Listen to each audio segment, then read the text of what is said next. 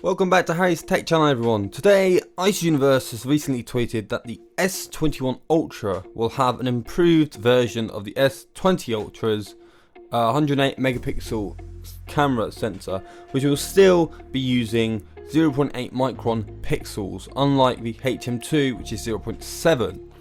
And that there'll also be a laser autofocus on the phone and no time of flight sensor.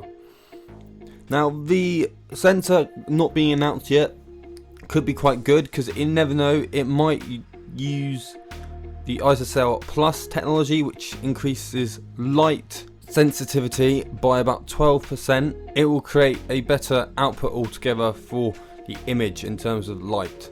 And now on to John Prosser. John Prosser has recently stated that the S21, S21 Plus and S21 Ultra will be announced the 14th of January 2021. Pre-orders start on January the 14th, 2021.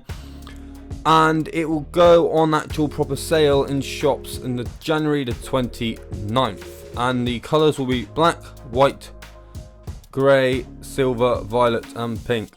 And now also, Samsung recently announced a new ISOCELL Vision 3D distance, depth and dimension, well, a time of flight sensor basically, which is kind of to rival Apple's LiDAR camera sensor.